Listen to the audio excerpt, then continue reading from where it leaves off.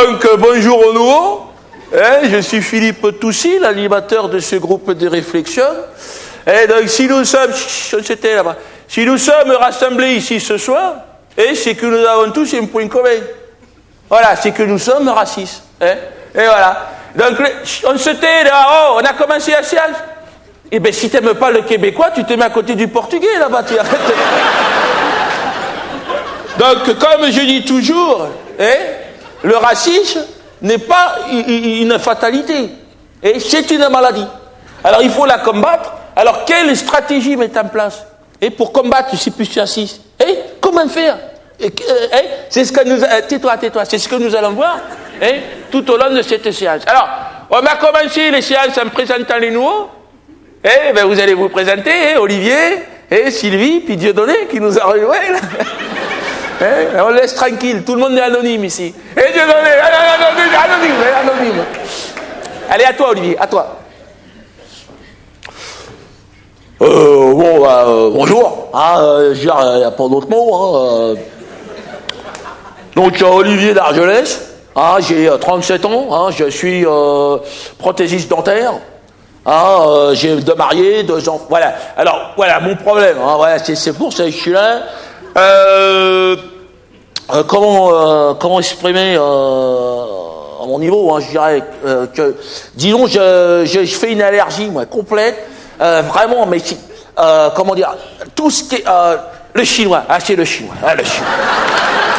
Le chinois de Chine, de n'importe. C'est la tête de chinois.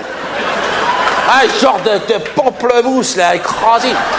Avec les 2 fentes, là, genre fantomas, mais moi, ça me fout les jetons, depuis que je suis cher. Non, en présence d'un chinois, je deviens un autre homme. Ben, je me mets en position, comme ça. Les poils, comme ça, je suis un prédateur, c'est le mot, un prédateur. C'est lui ou moi, il n'y aura pas de prisonnier, il le sent, le chinois. Parce qu'il n'est pas con, le chinois. Non, c'est un harnard, attention, c'est un harnard. Tu sais, il se marre tout le temps. Non, mais c'est pour de fond. Non, il se fout de ta gueule. Il le sait que... Pardon? Depuis tout petit. Ça m'a pris, moi j'avais 7 ans. J'ai fait une jaunisse, ça a commencé comme ça. Et après, bille en tête, je suis parti... non. J'ai été jusqu'à intégrer des groupes paramilitaires, là, de défense des races non jaunes, il y en a, ça existe, bien sûr. Tous les pays du monde. Il y a de tout.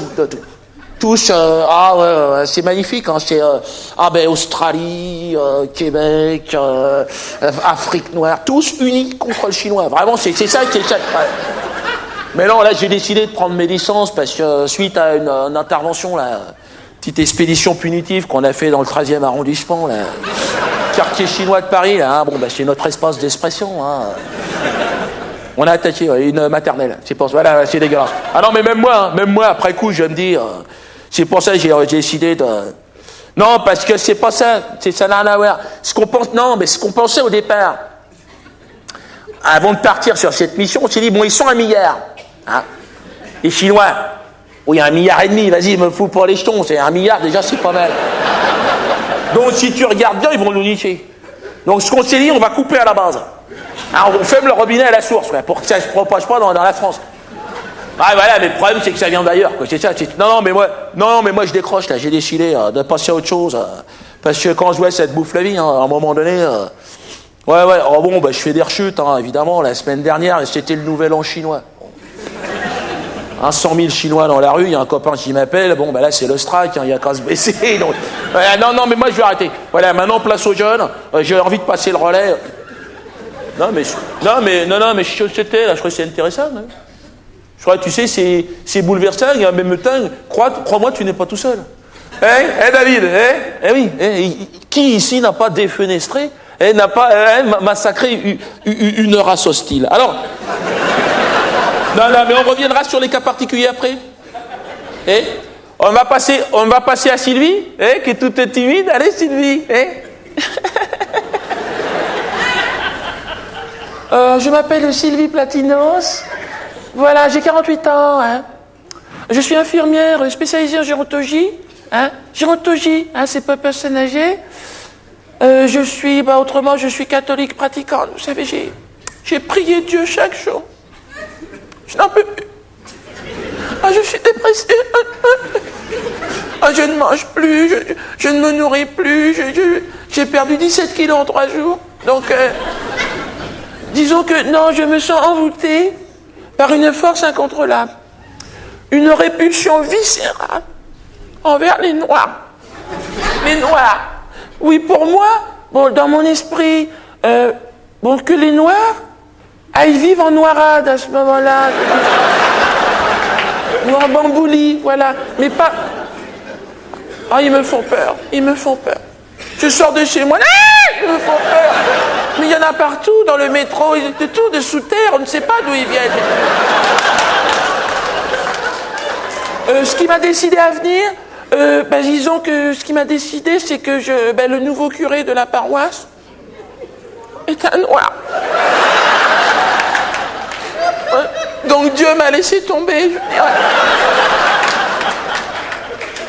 Pardon? À l'hôpital, dans mon travail. Oh ben non, je suis dans un milieu professionnel qui est infesté de Noirs. Le milieu hospitalier, donc... moi, il n'y avait qu'un professeur, il n'y avait qu'un blanc, c'était le professeur Blumenthal, qui connaissait mon problème de négrophobie. Il m'avait mis de côté. Ah, il me faisait des piqûres, toute la journée, des piqûres. Ah oui, je voyais tout vert. Oui, tout le monde était vert, donc ça allait, je pouvais encore... Mais là, il a été remplacé récemment, et je vous le donne en mille. Un malgache. Non, c'est pas noir, si, mais il y a du noir dedans. Ah oui, dans le malgache. Oui, du chinois, il y a de tout dans le malgache. Oui, c'est pour ça les gens les détestent. S'il m'est arrivé d'avoir des patients noirs, beaucoup. Ah, je les euthanasie tout de suite. Ah oui, monsieur, moi je ne le supporterai pas. Avec mes collègues, je ne peux pas communiquer. Ils viennent des dom-toms, pour la plupart, antillais, oui.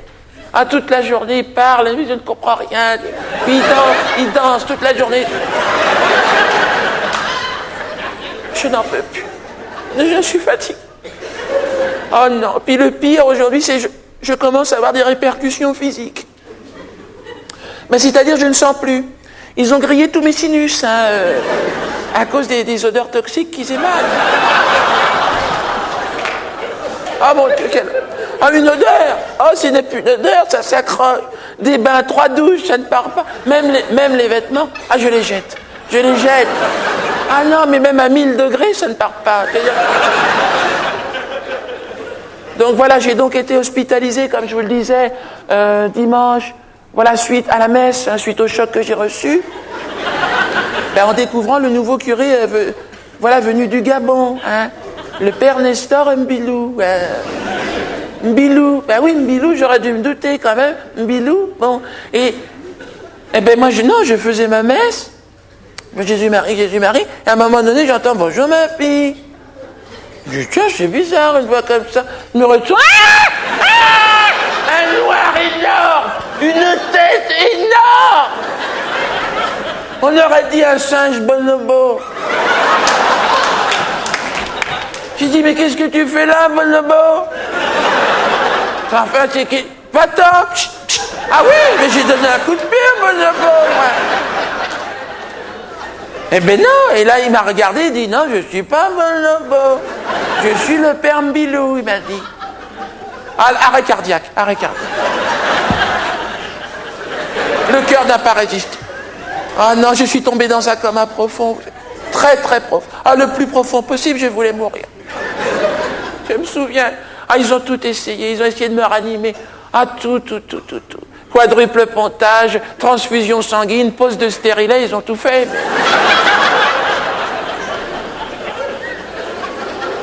Voilà, je ne voulais pas. Je voulais mourir. Voilà, j'étais dans un long tunnel, avec de la lumière au bout. Je marchais, derrière moi, il y avait le bonobo qui courait.